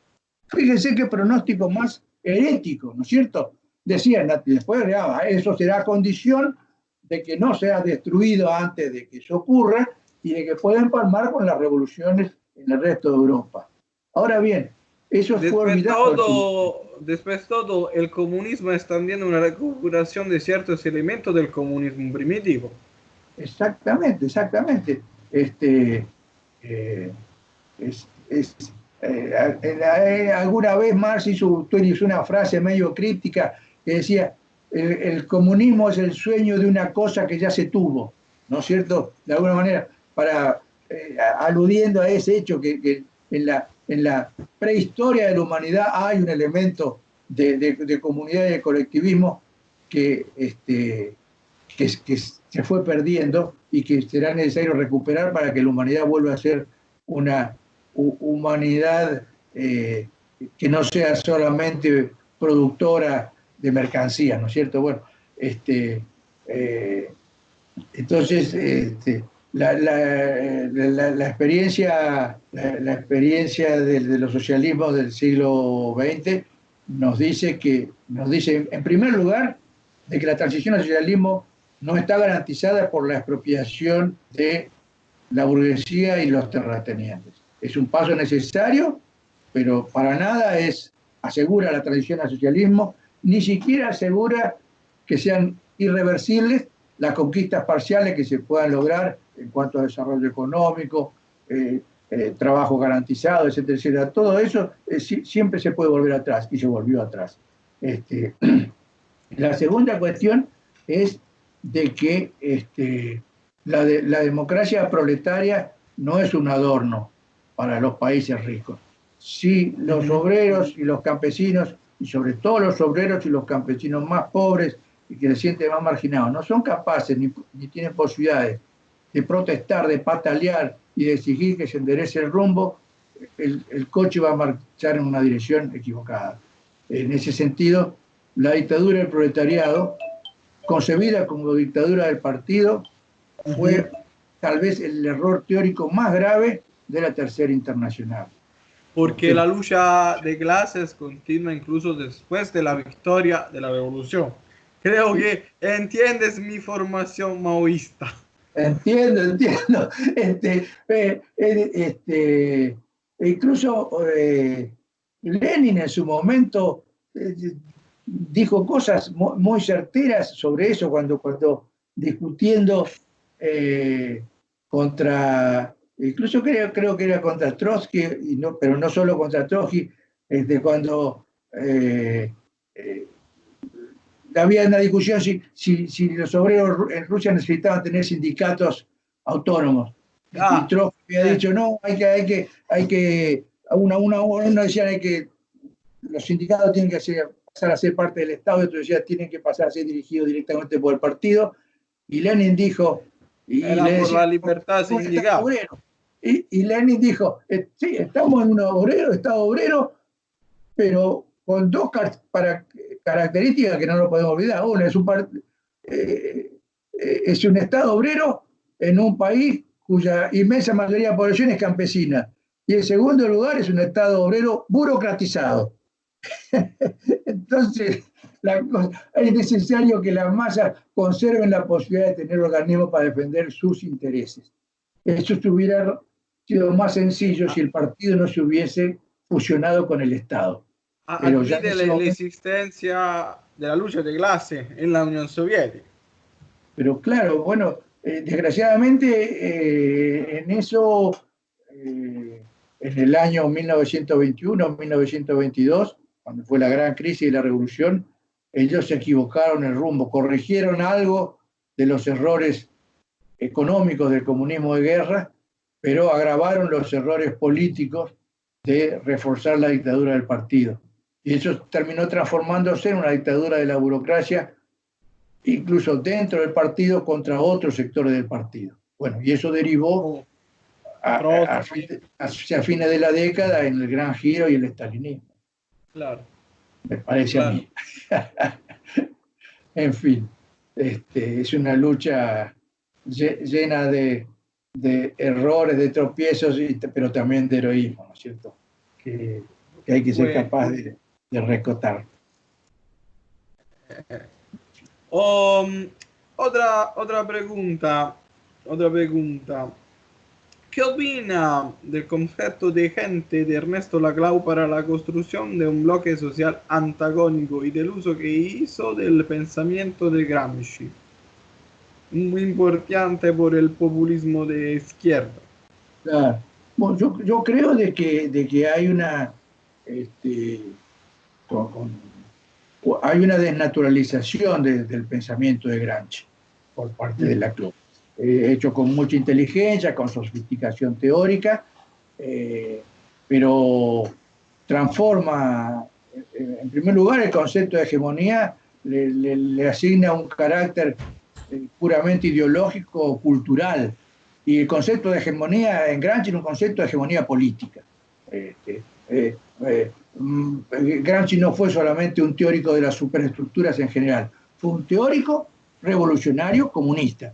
Y la hegemonía para él era la capacidad de dirigir, la capacidad que tenía que ganar el proletariado y el partido del proletariado de dirigir sin coerción al conjunto de las masas subalternas. Ese era el concepto de hegemonía en Gramsci, para ganar una fuerza que permitiese enfrentar y derrotar al capital, en una lucha que tendría momentos de combate de posiciones y otros momentos De de movimiento. movimiento. Porque nunca dijo queremos ocupar una trinchera para quedarnos ahí el resto de la vida, todo lo contrario.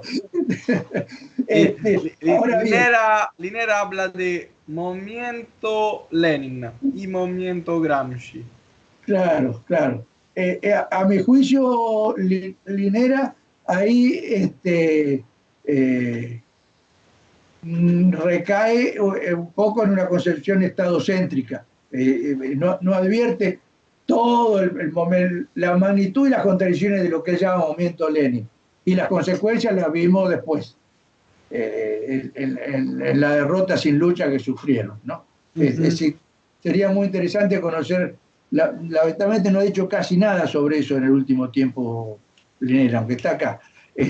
Ahora bien, el problema mayor que yo veo en el pensamiento de Laclau, que a mi juicio lo esteriliza como una herramienta política útil, es que él no ancla la lucha por la hegemonía y por la construcción de un bloque social anticapitalista en el antagonismo social. Todo lo contrario. Para él desaparece el antagonismo social. Y entonces el proyecto alternativo a la hegemonía pasa a ser un proyecto meramente discursivo y que se basaría en lo que en lo que supuestamente la gente quiere hacer. Así, separado del antagonismo social, es imposible construir proyectos alternativos. Yo creo que es verdad y es un aporte importante que hay que hacer a la construcción marxista de un sujeto colectivo emancipatorio plural, incluyendo sectores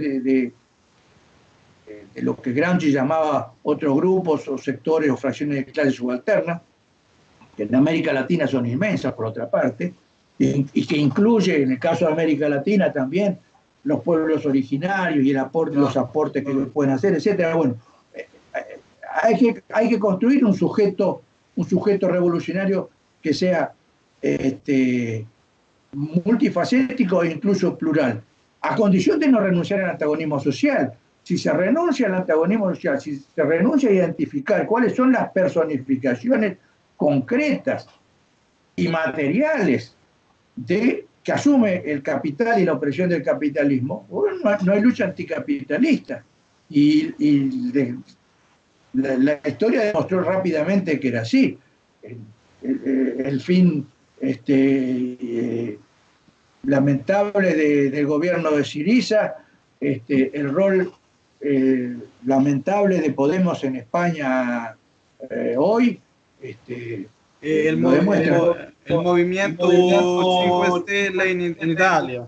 También, claro, claro. Bueno, y en Argentina, donde la CLO en los últimos años de su vida vino varias veces, incluso impulsó la formación de una revista. Las ideas de la CLO solo sirvieron a que un sector del peronismo y del movimiento kirchnerista se utilizara lenguajes y ropajes progresistas para imponer la política de siempre, que es la colaboración de clases y la esperanza en un todo desarrollo por la patria. Claro, la burguesía nacional. Peronismo ni de izquierda y ni de derecha. Por eso, acá tuvo su momento de gloria el pensamiento de la CLO. Pareció que podía ser una recuperación interesante del pensamiento de Gramsci, pero yo creo que, como se dice acá, le pasó su cuarto de hora, ¿no? No. Hoy tiene que competir con un pensamiento crítico muchísimo más rico y riguroso, aunque sea de gente que no viene estrictamente del marxismo, como el de Dussel, por ejemplo. Claro. Que sí fue capaz de recuperar el pensamiento de Gramsci sin renunciar a una perspectiva anticapitalista o altercapitalista, ¿cierto? En fin, la historia sigue abierta, por suerte, aunque sin garantías ninguna. Por suerte. ¿Tiene consejos sobre cómo construir un sindicato de clase que le gustaría darnos? Bueno, la verdad que no me considero capaz de dar consejos a nadie. La cosa porque hoy tengo ya 76 años y estoy un poco alejado de las trincheras concretas de la lucha sindical y política. Pero puedo sí transmitir 2 o 3 experiencias que me parece que son valiosas. Una es de que aceptar la división entre luchas políticas por un lado y luchas sindicales por otro, dejando la lucha política a los partidos parlamentarios y reduciendo la lucha sindical a reclamos corporativos, es un camino que lleva a derrotas seguras. Ese camino hacia la derrota segura pasa además por la tentación siempre recurrente de avanzar o reclamar apoyándose en lo que parecen las líneas de menor resistencia del sistema, ¿no? Se dice, ¿qué podemos conseguir? ¿Podemos conseguir esto? Pidamos esto que podemos conseguir. Bueno, eso implica renunciar a una batalla estratégica por terminar con la explotación, que era, a juicio de Marx, el verdadero sentido del sindicalismo. El sindicalismo sirve si es una escuela revolucionaria. El sindicalismo sirve si la lucha por las reivindicaciones parciales permite pensar una batalla estratégica. Si no sirve para eso, no sirve para nada, ni siquiera para luchar por la reivindicación. Hoy es una lucha largamente defensiva, en la lucha sindical, contra la deslocalización, contra la pobreza, precarización del trabajo. Exactamente, pero la lucha son defensivas porque las relaciones de fuerza son desfavorables. Claro, Pero eso claro. mismo, pero eso mismo exige que los objetivos nuestros no sean fijados a partir de aceptar que esa derrota es irreversible, porque si no, eso implica pedir cada vez menos. Si uno pide solo lo que está seguro que puede conseguir, termina no consiguiendo nada.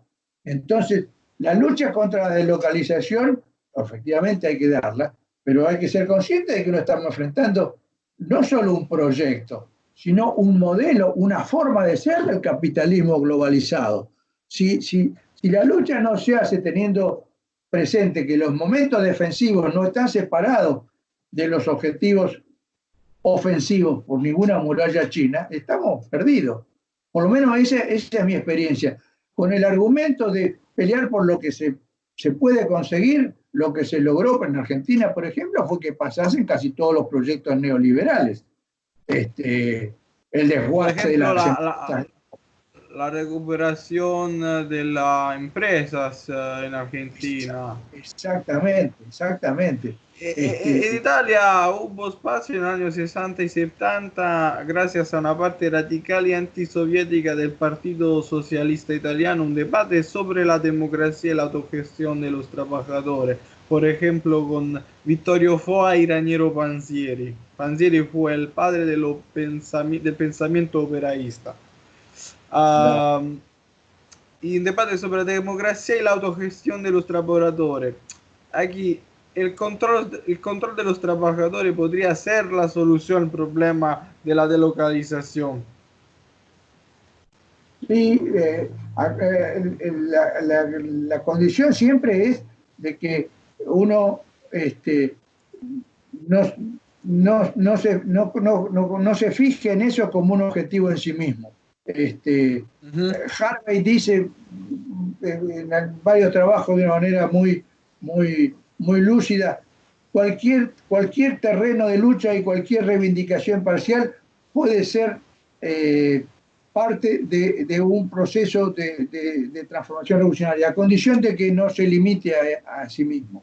Las empresas Claro. recuperadas pueden ser bastiones que aseguran conservar la fuente de trabajo, demostrar la posibilidad de que es posible trabajar sin patrones, etcétera, a condición de que no se olvide de que sigue estando sometida a los imperativos de un mercado que le es completamente hostil. Claro.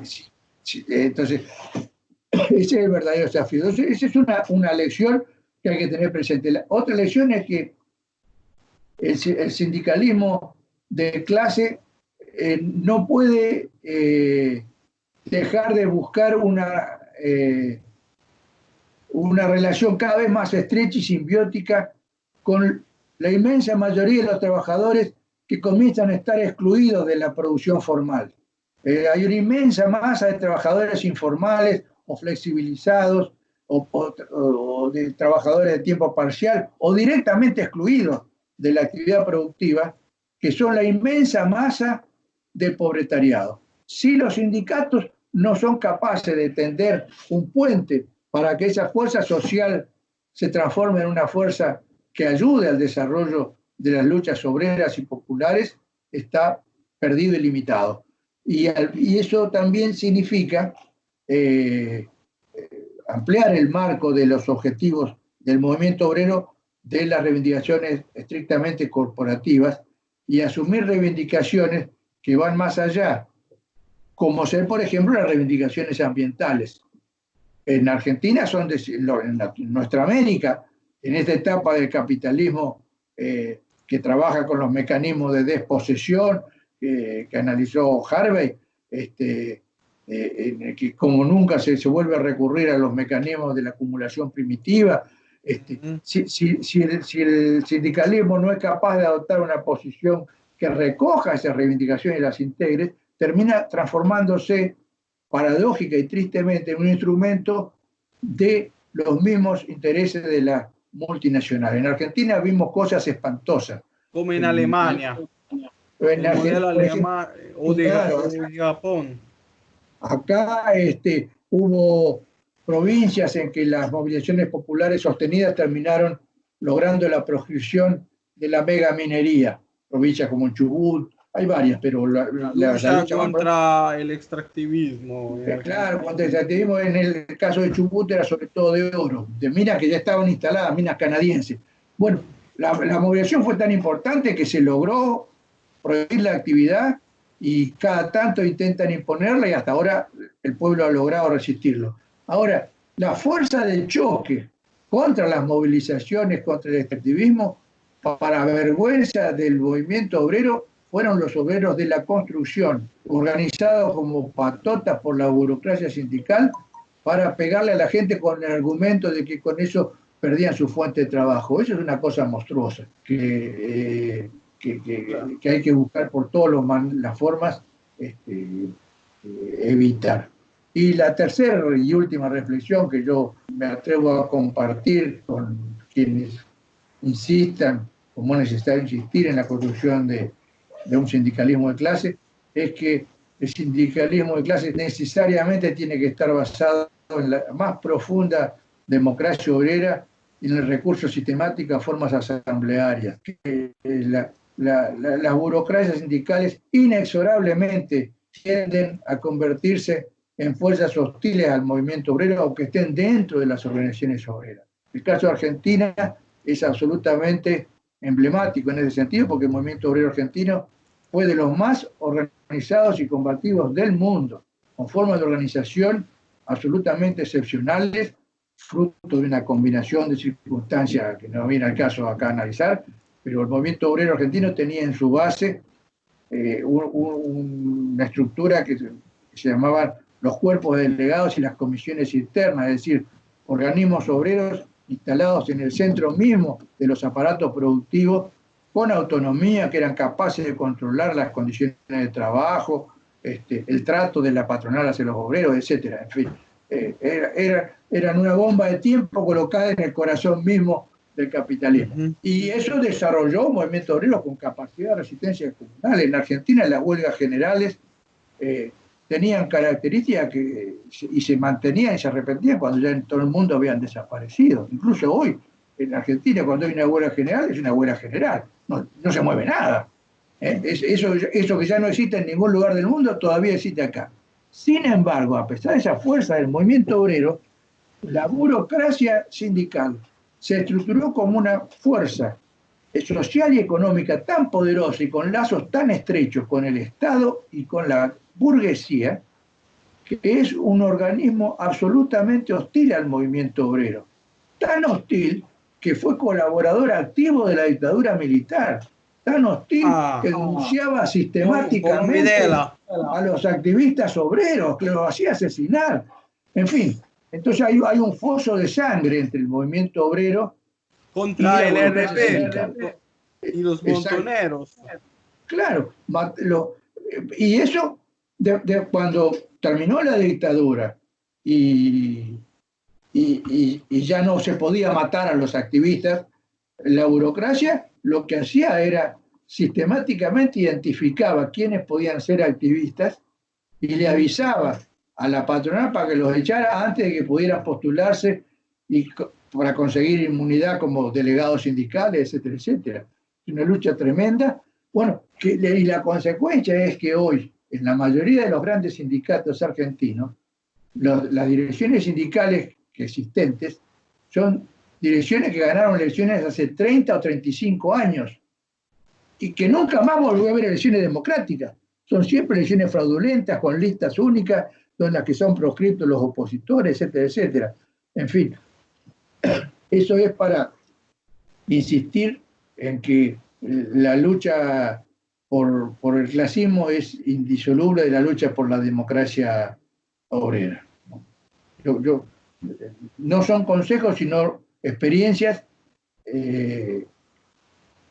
Y bueno, que por suerte en Argentina tienen siempre nuevas fuentes que justifican cierta expectativa en que eso se pueda lograr. Por ejemplo, en el último periodo hay una experiencia muy, muy interesante y muy rica de la conformación de un sindicato clasista muy, muy fuerte, muy democrático, muy inteligente incluso, porque es crítico y estudia y trata de entender al enemigo de clase que tiene enfrente, que es el Sindicato de los Trabajadores Aceiteros.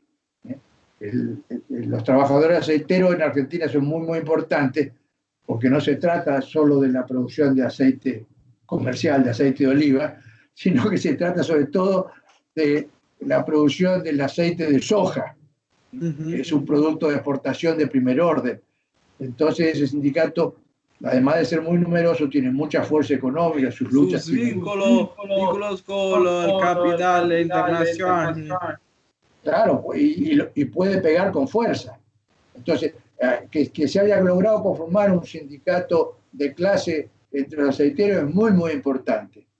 Y solo se pudo imponer en una lucha que fue incluso una lucha física con la vieja burocracia sindical.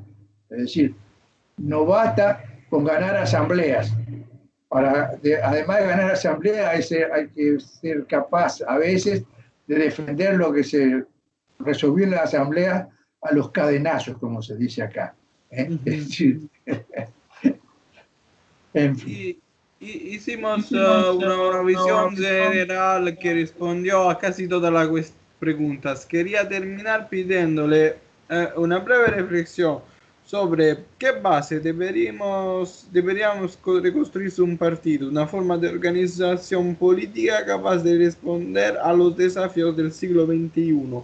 ¿Todavía es posible construir una fuerza política de masas capaz de cambiar radicalmente el sentido común?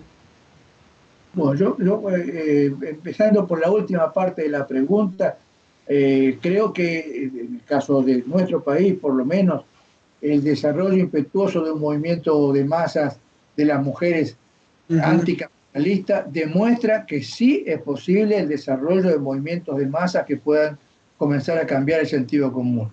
Concretamente en la Argentina el movimiento de mujeres logró eso, está logrando eso. Y eso se expresa en que es un movimiento en el que coexisten y luchan y construyen conjuntamente las mujeres de los barrios más pobres del país, con 50, 60 años que parecen tener 90, con las jovencitas de 14, 13, 15 años que recién nacen en la vida política y a su propia vida sexual. Todas en las calles. Es un movimiento descomunal, que revoluciona todo, está revolucionando todo, incluso las organizaciones de izquierda, por suerte, ¿no? Entonces yo creo que sí, que es posible. Ahora, esa posibilidad al mismo tiempo nos alerta de que es imprescindible construir respuestas políticas colectivas que nunca surgen de un solo sector ni de una sola experiencia.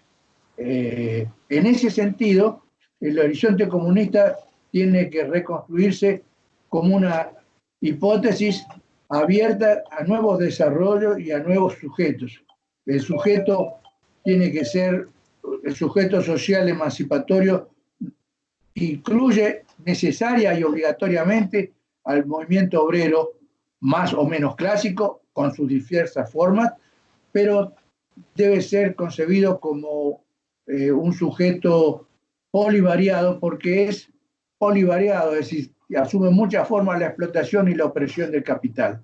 Y en ese sujeto colectivo tiene que encontrar lugar las reivindicaciones anticapitalistas de las mujeres, las reivindicaciones de los pueblos originarios, las reivindicaciones de los movimientos ambientalistas, que en América Latina son cuestión de vida o muerte, etc.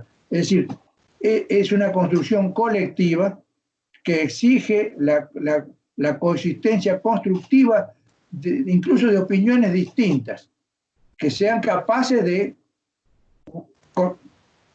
construir objetivos comunes, que permitan seguir discutiendo las cosas en las que hay diferencias sin renunciar a esa batalla común. El desafío es muy difícil, es muy complejo, pero yo creo que es el único camino que tenemos. Entre otras cosas, porque solamente construyendo este tipo de fuerzas políticas podremos construir una perspectiva, llamémosle programática si queremos, aunque tal vez sería más fuerte decir y más correcto decir que se trata de proyectos o de hipótesis abiertas a corrección con la experiencia misma del desarrollo de la lucha de clases. Nosotros del capitalismo sabemos muchas cosas, porque nos permite, entre otras cosas, saber qué cosas no queremos. Entonces el socialismo comienza por definirse con una negación. ¿Qué es lo que no queremos del capitalismo en la nueva sociedad que queremos construir? El comunismo es la negación de la negación. Pero claro, pero eso implica, la negación de la negación implica ser capaz en ese momento de dar pasos también propositivos, es decir, construir nuevas mediaciones que reemplacen a las que tiramos abajo. Y ciertamente no podemos replicar el partido leninista. Obviamente. Del partido leninista de 1917 yo reconstruyo sí la capacidad de fusionarse con el movimiento de masa, dejarse cambiar incluso programáticamente por ese movimiento de masa, porque el 17 el partido bolchevique de Lenin comienza en 1917 con suerte con 15 a 20 mil militantes en toda Rusia. Y en 2-3 semanas, en abril, tenía decenas de miles de militantes. Terminó teniéndose en el momento de octubre a cerca de 200.000 militantes, que eran militantes, no afiliados. Eran protagonistas decisivos de lo que hacían. El partido, cambió de arriba abajo. Esos obreros, que la abrumadora mayoría no tenían nada que ver con las disputas de mencheviques y bolcheviques, etc. Eran bolcheviques del 17, bolcheviques de los soviets. Bueno, esos bolcheviques de los soviets fueron capaces de cambiar el partido de Lenin y cambiar a Lenin mismo.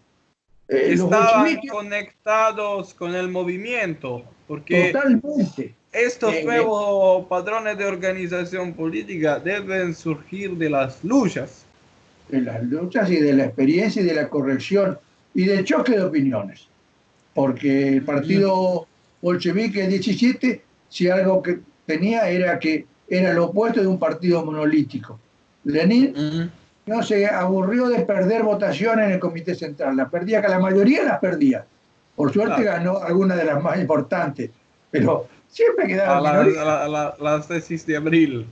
Claro, las tesis de abril, después octubre, y en el medio las discusiones casi dividieron al partido en la jornada de junio, en la jornada de julio, etc. Y Lenin no actuaba con ningún doctrinarismo, trataba de entender qué es lo que pasaba, escuchar a los obreros que estaban metidos y a los soldados que estaban metidos en el frente de lucha. Contra los ortodoxos de la Segunda Internacional, como Gavsky. Sí, claro, y contra los compañeros que mismo dentro del Partido Comunista, los bolcheviques, que después pasó a ser comunista, como Kamenev, Sidoniev, vacilaban y decían, porque seguían pensando que la revolución tenía que hacerse por etapas y que había una primera etapa que no podía terminar por romperse con la burguesía, etc. Bueno, Lenin fue capaz de superar esas discusiones porque aprendió a apoyarse en las masas y dio una lección magnífica de estrategia política que sigue siendo tal vez lo máximo en ese sentido, cuando en octubre toman el poder y hay que definir qué se va a hacer con las tierras, y Lenin dice, bueno, vamos a tomar el programa agrario de los socialistas revolucionarios, porque evidentemente es lo que los campesinos quieren, no es lo que nosotros pensamos, pero si somos democráticos tenemos que hacer lo que quiere hacer la masa campesina. Bueno, ese pensamiento de Lenin sigue siendo válido hoy. Lo otro es la metafísica del partido que no se equivoca nunca, etc. Eso, por suerte... Vanguardia prim paquetata. Eso por suerte quedó atrás y no creo que vuelva. Pero construir una herramienta política sigue siendo imprescindible, porque si no, las energías y la fuerza de las masas pueden ser dispersadas en batallas secundarias que no logren concentrarse y dar golpes decisivos, y en algún momento son decisivos esos pasos cualitativos. Yo creo que entramos en un periodo histórico que nuevamente nos va a enfrentar a la izquierda de todas partes, creo que también Europa, a este tipo de batallas. Llevará más o menos tiempo prepararse para darlas, pero el que no se prepare para darlas no la va a dar nunca. En ese sentido también yo sigo reivindicando mucho a Lenin. Lenin se equivocó en muchas cosas, tenía criterios autoritarios muchas veces, verticalistas. Yo creo que es correcto de que tenía determinados elementos de sustitutismo, creía que el partido hacía cosas que solo podía hacer la clase obrera. Esos defectos tenía, pero tenía una virtud inmensa desde 1902, 1903. Él creía que los obreros y los campesinos rusos podían hacer la revolución. Quería que los obreros y los campesinos rusos hicieran la revolución y quería que su partido sirviese para ayudarlos a hacer eso. Bueno, esa idea de Lenin que hizo que él llegase al 17 con un embrón, un partido con muchos errores, con muchos problemas, pero que existía, es un capital, eso es un mérito imperecedero de Lenin. Rosa Luxemburgo, que en muchos aspectos era mucho más lúcida y tal vez más sólida teóricamente que Lenin, llegó a la revolución de 18 sin partido y la mataron en el primer mes. Yo creo que tenemos que aprender también de esa parte de la historia, ¿no es cierto? Entonces, Lenin ganó y Rosa Luxemburgo no. Claro, claro. Lo cual no quiere decir que Lenin ha tenido siempre razón, todo lo contrario. Ni quiere decir que ha acertado siempre, todo lo contrario. Pero si somos capaces de recoger lo mejor de Lenin, seremos capaces de decir, en esto se equivocó, en esto se equivocó, en esto se equivocó, más todavía. Entre otras cosas, como dijimos, el partido nunca puede ser concebido como un partido-estado, ni como algo que reemplace a la clase en misma. La revolución será hecha por los proletarios o no la hará nadie, decía Marx. Y en ese sentido hay que ser más marxista que leninista. La lucha es larga, comenzamos ya. Exactamente. Acá hay un novelista que ha escrito una novela preciosa que se llama Andrés Rivera, que se llama La revolución es un sueño eterno. Está referido a los revolucionarios de 1810, ¿no? De la lucha por la independencia. Pero es un libro magnífico y nos recuerda que efectivamente la revolución puede ser un sueño eterno, pero exige que haya revolucionarios de carne y hueso que quieran encarnar. Así que bueno. Muchas gracias por esta linda discusión. Si tiene otros pensadores latinoamericanos con los que pueda discutir, avíseme. Traduciré algunos ensayos al italiano si no es un problema para usted. Ninguno, por el contrario. Te agradezco mucho, Francesco, por esta posibilidad. Gracias nuevamente por su disponibilidad. Le daré el vídeo que acaba de publicar en YouTube. Muy bien. Muchas gracias. Y abrazo y fuerza. A lotta continua. La lotta continua. Ciao. Ciao.